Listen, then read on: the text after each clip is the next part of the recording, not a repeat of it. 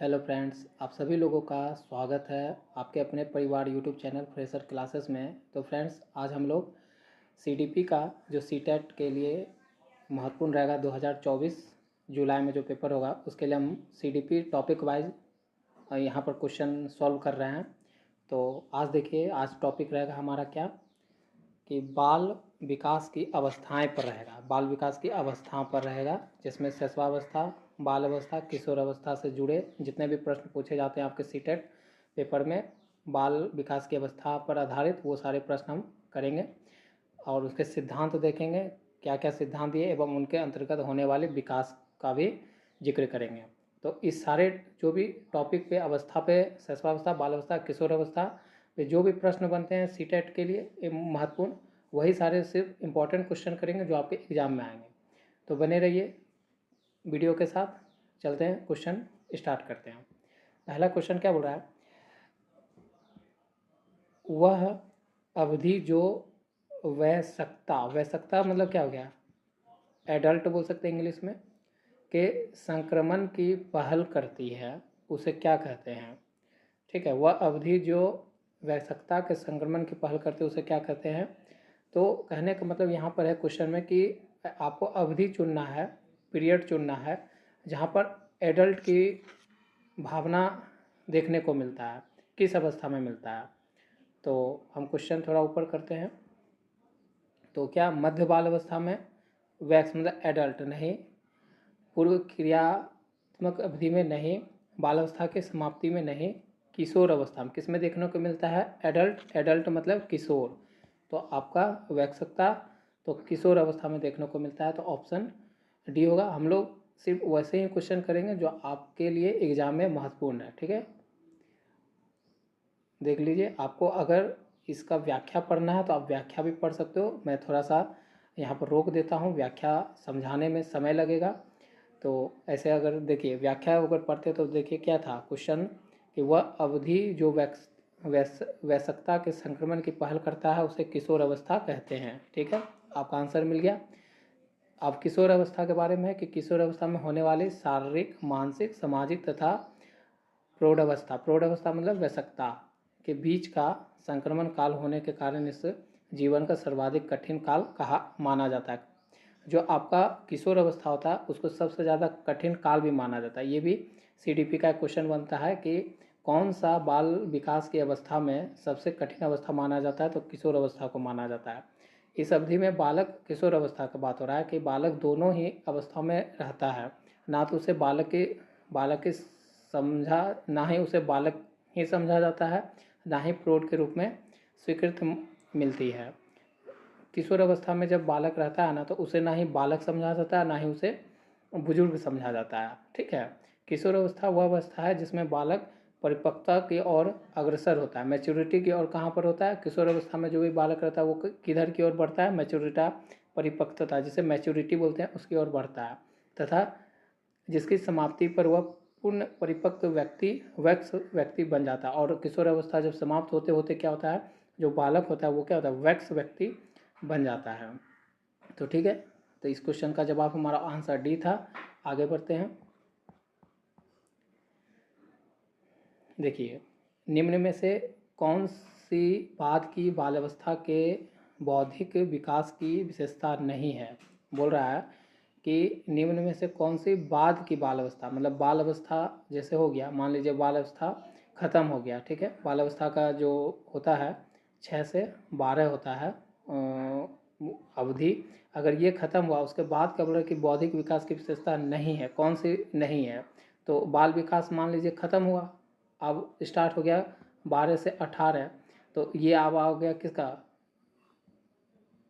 किशोर अवस्था आ गया। क्या आ गया, आपका किशोर अवस्था आ गया।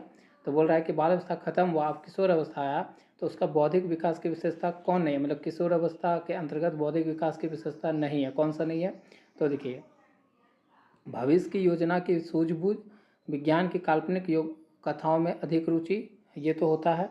बढ़ती हुई तार्किक शक्ति, ये भी होता है। काल्पनिक भयों के अंत, ये भी होता है। लेकिन कौन सा नहीं होता है, तो देखिए, जो किशोर अवस्था होता है, किशोर अवस्था को क्या कहा गया, जीवन का सबसे कठिन समय माना गया है।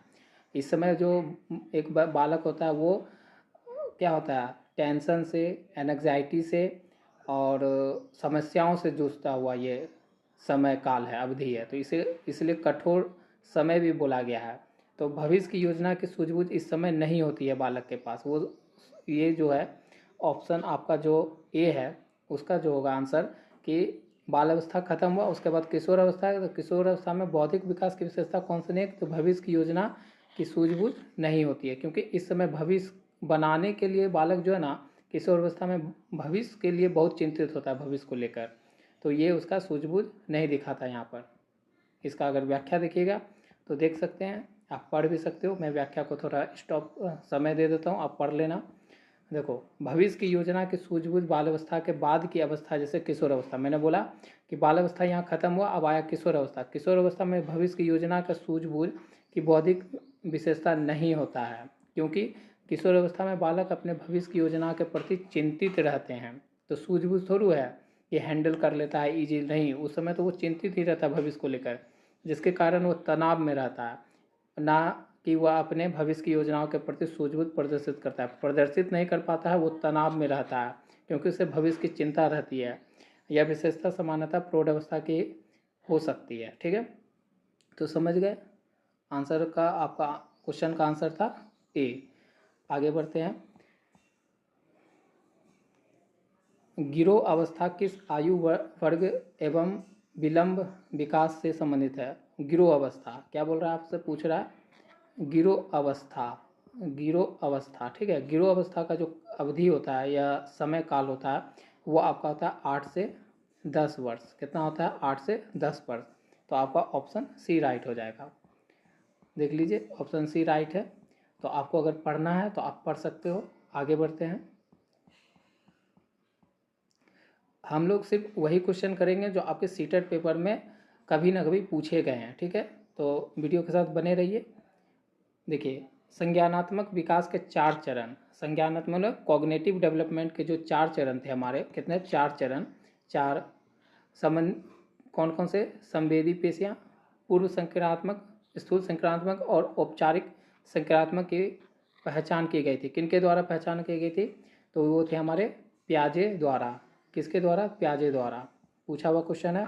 और यहाँ पर आपको देखिए उस पूरा उसका व्याख्या मैंने आपके लिए लेकर आया हूँ कि प्याजे द्वारा संज्ञानात्मक विकास के 4 चरणों में विभाजित किया गया था। मतलब प्याजे द्वारा जो है संज्ञानात्मक विकास को कितने चरण में बांटा गया था? 4 चरण में। वो 4 चरण देखिए कौन कौन है। पहला चरण संवेदनात्मक गामक अवस्था, जो 0 से 2 वर्ष होता है। इसमें बच्चा क्या होता है कि छिपी हुई वस्तुओं को अगर सामने से रख दें और मतलब बच्चे को कोई वस्तु दिखा के उसको हम छिपा दें तो बच्चा जानता है कि वो वस्तु अभी भी है, छिपने के बाद वो गायब नहीं हो गया, वो वस्तु अभी भी है, ठीक है। तो वस्तु स्थापत्य की भावना इसमें आ जाती है, वस्तु स्थापत्य की भावना इसमें आ जाती है, ठीक है। वस्तु स्थापत्य की भावना इसमें आ जाती है। दूसरा देखते हैं पूर्व संज्ञानात्मक अवस्था, जो समय काल होता है, अवधि होता है 2 से 7 वर्ष। इसमें क्या होता है कि जो बच्चा होता है वो अपर केंद्रित होता है, अहम केंद्रित होता है, ठीक है। वो चीज़ों को एक दिशा में तो समझता है लेकिन उसका रिवर्स चीज़ नहीं समझता है, ठीक है। और तीसरा देखिए मूर्त संज्ञानात्मक अवस्था 7 से 11 वर्ष होता है। इसमें क्या होता है कि बच्चा जो है चीज़ों को देखकर उसके बारे में समझने लगता है, ठीक है। जैसे अब वो क्या, रिवर्स की भावना, जो भी चीज़ पूर्व संक्रांतिक में गायब रहती है वो इसमें क्या हो जाता है, बच्चा समझने लगता है, जो चीज़ इसमें अब्सेंट रहता है। औपचारिक संक्रांतिक अवस्था क्या होता है, इसमें बच्चा अमूर्त चिंतन करने लगता है। अमूर्त चिंतन मतलब जो चीज़ सामने बच्चा का है भी नहीं उसके बारे में वो सोच सकता है, ठीक है। आगे बढ़ते हैं। तो आपका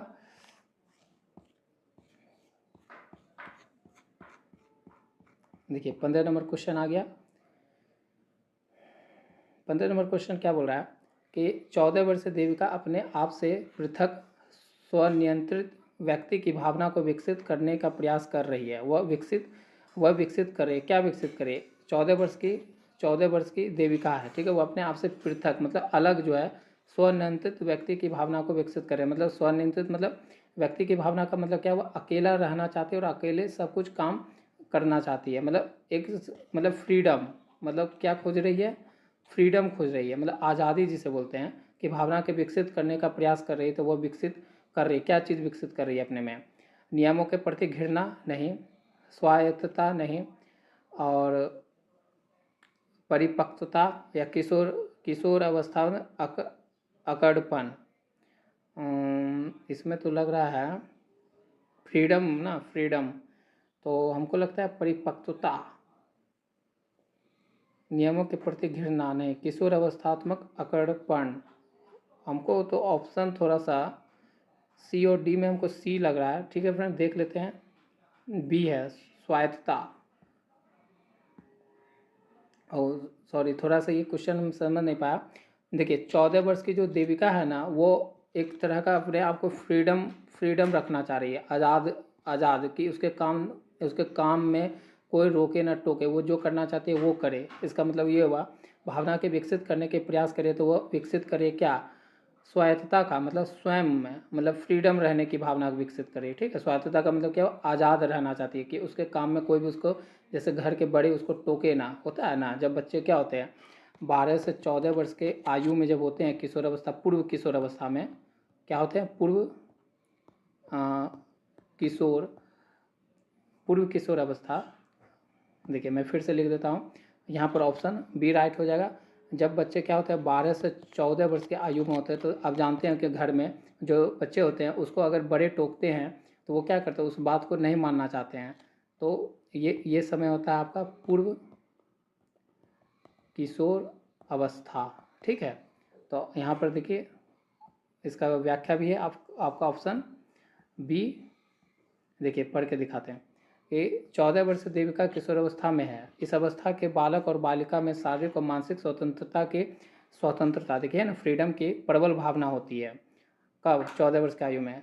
कॉलसेनिक का कहना है कि किशोर प्रौढ़ मतलब क्या हुआ, जो आपके बड़े होते हैं, मतलब 40 से ऊपर, 40 वर्ष के ऊपर अपने मार्ग में बाधा समझते हैं। बड़े को क्या करते हैं, अपने मार्ग में बाधा समझते हैं। कौन से आयु के वर्ग के बच्चे, 14 वर्ग, कि उनके काम में कोई उनको टोके ना रोके नहीं। वो ऐसा करना चाहिए, क्यों, क्योंकि वो अपनी स्वतंत्रता का लक्ष्य प्राप्त करने से उन्हें लगता है कि जो बड़े हैं वो कोई काम करना चाहती है, या उनके जो स्वतंत्रता आज़ादी है उनको वो छीन रहे हैं बड़े, कौन, फ्रॉड।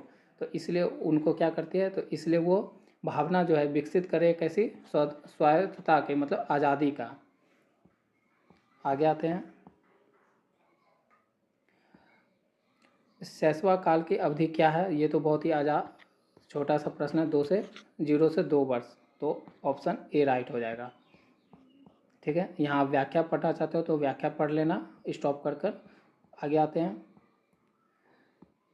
किशोर डैश का अनुभव कर सकते हैं। किशोर किस चीज़ का अनुभव करते हैं, बचपन में किए गए अपराध के प्रति डर नहीं, आत्मसिद्धि का नहीं, जीवन के बारे में तृप्ति नहीं, दुश्चिंता, हम स्वयं में सरोकार। देखिए जो किशोर होते हैं ना, किशोर जो होते हैं वो क्या करते हैं, दुश्चिंता, वो क्या करते हैं, किशोर अवस्था ऐसी अवस्था होता है जो जीवन का सबसे कठिन काल माना गया है। ये अवस्था में क्या होता है कि बच्चा जो अपने भविष्य को लेकर चिंतित रहता है, टेंशन में रहता है, तो दुश्चिंतित हो गया। और स्वयं से सरोकार क्या करता है कि जो किशोर अवस्था होता है उसमें जो बालक होता है वो सोचता है कि उसका परिवार या उसके मित्र उसके क्या करे, उसका शाबाशी दे, उसे उसकी को इज्जत भरी बातें बोले। ठीक है, ये मतलब उसकी प्रशंसा करे, ये हमेशा किशोर देखोगे कि एक लालसा उसको बनी रहती है। ठीक है, तो स्वयं से सरोकार करना के भावना रहती है कि उनकी जय जयकार करे कोई। ठीक है, तो ये हो जाएगा ऑप्शन डी राइट।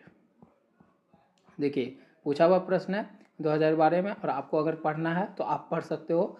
ये इसका व्याख्या वही जो मैं बताया वही है, समय ज़्यादा बर्बाद नहीं करते हैं। अब चलिए अगला क्वेश्चन आपका, हॉल का सिद्धांत। हॉल जो थे हमारे एक मनोवैज्ञानिक थे, उन्होंने एक सिद्धांत दिया था, निम्न में से किसकी व्याख्या करता है, तो बुद्धि की प्रकृति का नहीं। ये तो अगर आप पढ़े रहोगे तभी ऐसा क्वेश्चन का आप टिक कर सकते हो, नहीं पढ़े रहोगे अगर मनोवैज्ञानिक के बारे में तो नहीं कर सकते हो। तो इसके लिए ज़्यादा मतलब यहाँ पर व्याख्या नहीं किया जा सकता है। तो बुद्धि की प्रकृति का नहीं किए थे, अधिगम में अभिप्रेरणा के नहीं किए थे, मूल्यों का विकास के बारे में नहीं किए थे। जो बचा हमारा क्वेश्चन ये किशोर अवस्था का विकास के बारे में इनका सिद्धांत था, किसका, हॉल का। तो ऑप्शन डी राइट हो गया। देखिए यहाँ पर आपका हो गया, क्योंकि उन्होंने एक बुक लिखा था, इन्होंने अपना एक बुक लिखा था कि एडोलसेंट लिखा था, उसमें किशोर अवस्था के विकास की आकस्मिक विकास के सिद्धांत के अंतर्गत व्याख्याकित किया था। ठीक है, आगे बढ़ते हैं। विद्रोह की भावना की प्रवृत्ति निम्न में से किस अवस्था में संबंधित है? देखिए, विद्रोह की भावना किस अवस्था में आ जाती है? तो शैशवावस्था में नहीं, बाल अवस्था में नहीं आता है, तो हमारा किस में आता है?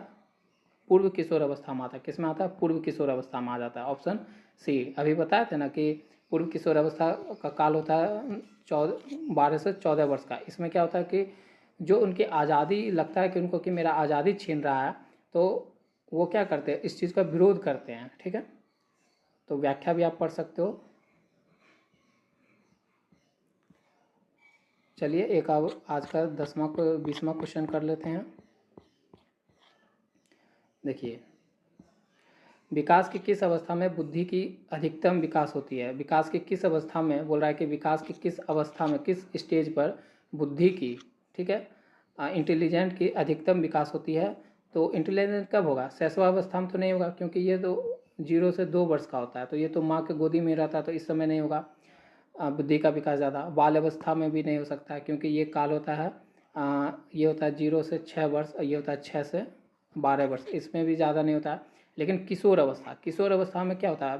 बुद्धि का सबसे ज़्यादा बुद्धि का विकास होता है इस अवस्था में, क्योंकि जो किशोर अवस्था होता है ये बहुत ही क्या होता है? तनाव भरा काल होता है, ये कठिन काल होता है। इसमें भविष्य को लेकर बच्चों को क्या होता है? चिंता होता है।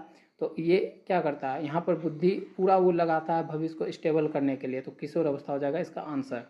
आपको व्याख्या देखना है तो व्याख्या भी देख सकते हैं कि किशोर अवस्था में बुद्धि का अधिकतम विकास हो जाता है। इस अवस्था में बालक की कल्पनाशीलता, जिज्ञासा और बौद्धिक क्षमता काफ़ी बढ़ जाती है। ठीक है, तो इस तरह से आपके मैंने 10 क्वेश्चन करवा दिए आज के टॉपिक के, और जो बचे क्वेश्चन हैं वो आगे भी करेंगे।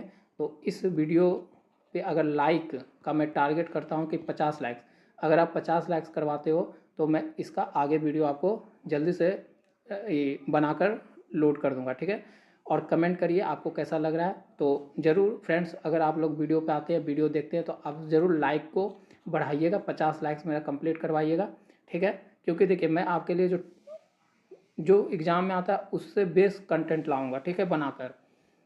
मिलते हैं आपसे नेक्स्ट वीडियो में। वीडियो देखने के लिए धन्यवाद।